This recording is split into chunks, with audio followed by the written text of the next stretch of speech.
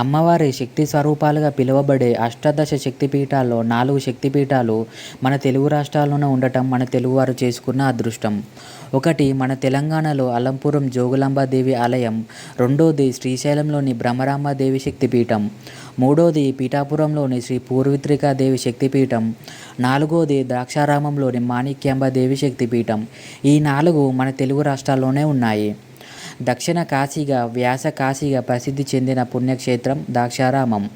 ఈ ఆలయం అష్టాదశ శక్తిపీఠాల్లో 12వ శక్తిపీఠం మరియు శివునికి చెందిన 5 పవిత్ర పంచారామ క్షేత్రాల్లో కూడా ఒకటి. ఈ ఆలయం స్థల పురాణం మరియు ఆలయం ఎక్కడుంది, ఆలయంకి ఎలా చేరుకోవాలి ఈ వీడియోలో తెలుసుకుందాం. పూర్వం తారకాసురుడు అనే రాక్షసుడు శివుడు కోసం కఠోర తపస్సు చేస్తాడు. తన భక్తికి మెచ్చిన శివుడు ప్రత్యక్షమై ఏం వరం కావాలో కోరుకోమంటాడు. అప్పుడు తారకాసురుడు తనకి ఆత్మలింగాన్ని వరంగా కోరుతాడు. అలా శివుడి నుండి ఆత్మలింగాన్ని వరంగా స్వీకరిస్తాడు తారకాసురుడు.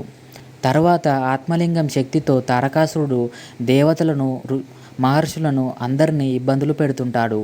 అప్పుడు దేవతలందరూ విష్ణుమూర్తిని ప్రార్థించగా తన దివ్య దృష్టితో చూసిన విష్ణుమూర్తి ఇలా అంటాడు: ఆ తారకాసుడి కంఠంలో ఆత్మలింగం దొరికితే తప్ప ఆ రాక్షసుడి శక్తి నశించదు అని చెప్తాడు. ఆ పరమేశ్వరుడి అంశతో తప్ప ఇంకెవరితో మరణం లేకుండా వరం పొందాడు తారకాసుడు అని అంటాడు. ఒకరోజు దక్షసుడు ఒక యజ్ఞం చేస్తాడు. ఆ యజ్ఞానికి శివపార్వతుల్ని పిలువడు. యజ్ఞం చేస్తుంది తన తండ్రే కదా అని సతీదేవి వెళ్తుంది. అక్కడ దక్షసుడు తనకి ఘోర అవమానం చేస్తాడు. ఆ అవమానం తట్టుకోలేని సతీదేవి అక్కడే ఉన్న యజ్ఞంలోకి వెళ్ళి మరణిస్తుంది. ఆ విషయం తెలుసుకున్న శివుడు సతీదేవి శరీరాన్ని పట్టుకొని రుద్రతాండవం చేస్తాడు. శివుణ్ణి ఆపటానికి విష్ణుమూర్తి తన యొక్క సుదర్శన చక్రంతో సతీదేవి శరీరాన్ని ముక్కలుగా చేస్తాడు. ఆ శరీర భాగాలు 18 చోట్ల పడ్డాయి. అవే మనం ఇప్పుడు పిలుచుకుంటున్న అష్టాదశ శక్తి పీఠాలు.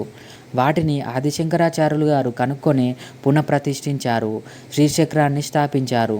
తర్వాత మన్మథ ప్రేరేపణ చేత శివపార్వతుల వివాహం జరిగింది. అనంతరం కుమారస్వామి జన్మించాడు. ఆ కుమారస్వామి రుద్రగణాలకి నాయకత్వం వహించి తారకాసురుడితో యుద్ధం చేశాడు. కుమారస్వామి ఎక్కుపెట్టిన బాణం ఆత్మలింగానికి తగిలి 5 ముక్కలుగా భూమి మీద పడ్డాయి. అవే పంచారామ క్షేత్రాలుగా అవతరించాయని స్థల పురాణం చెబుతుంది. ఇప్పుడు మనం ఆలయం గురించి తెలుసుకుందాం. ఈ ఆలయం 2 అంతస్తులో ఉంటుంది. ఎందుకంటే ఇక్కడ స్వామివారి మూల విగ్రహం 11 అడుగుల ఎత్తులో ఉంటుంది. కింది అంతస్తులో పానపట్టం, పైన అంతస్తులో లింగం ఒక శిరోభాగం ఉంటుంది. పూజలు, అభిషేకాలు వంటివి పై అంతస్తులో జరుగుతుంటాయి. ఈ ఆలయంలో శివలింగం సగభాగం నల్లగా, సగభాగం తెల్లగా ఉంటుంది. ఎందుకంటే శివుడి అర్ధనారీశ్వర అని అనటానికి ఇది ఒక నిదర్శనం అని అంటారు. ఇప్పుడు మనం ద్రాక్షారామంని దక్షిణ కాశీ అని ఎందుకు పిలుస్తారో తెలుసుకుందాం. పూర్వం వేదవ్యాసుడు కాశీలో నివసిస్తున్నాడు. ఒకరోజు తనని పరీక్షించడానికి శివుడు వేదవ్యాసుడికి ఎక్కడా భిక్ష దొరకకుండా చేస్తాడు. దానికి వేదవ్యాసుడు కోపగించి కాశీని శపించబోయాడు. అప్పుడు అన్నపూర్ణాదేవి ఆయనకు తన శిష్యులకి భిక్ష పెడుతుంది. వేదవ్యాసుడు కాశీని జపించబోయాడని శివుడు కోపంతో వెంటనే తనని కాశీ నుండి వెళ్ళిపోమ్మని చెప్తాడు. దానికి వేదవ్యాసుడు బాధపడుతుంటాడు. అప్పుడు అన్నపూర్ణాదేవి ఆయనకు ద్రాక్షారామం వెళ్ళమని చెబుతుంది. అక్కడ భీమేశ్వరుణ్ణి సేవించమని చెబుతుంది. ద్రాక్షారామం కాశీలో ఉన్నట్లుగానే ఉంటుందని చెబుతుంది. అలా వేదవ్యాసుడు తన శిష్యులతో ద్రాక్షారామం చేరుకొని నివసించారు అని చెప్తారు. దానికి గుర్తుగా ఆలయంలో వేదవ్యాసుడి విగ్రహం చెక్కబడి ఉంటుంది. వేదవ్యాసుడు, అగస్త్య మహర్షి ఒకే సమయంలో ఇక్కడ కొంతకాలం నివసించారు అని అంటారు. ఇక్కడ అమ్మవారు మాణిక్యాంబాదేవి అష్టాదశ శక్తిపీఠాల్లో 12వ శక్తిపీఠం. ఇక్కడ క్షేత్రపాలకుడు లక్ష్మీ నరసింహస్వామి అని చెబుతారు. పూర్వం సతీదేవి తండ్రి అయిన దక్ష ప్రజాపతి నివసించిన ప్రదేశం ఇది. అలా ద్రాక్షారామం అనే పేరు వచ్చింది. ఇప్పుడు మనం ద్రాక్షారామం ఆలయం ఎలా చేరుకోవాలో తెలుసుకుందాం.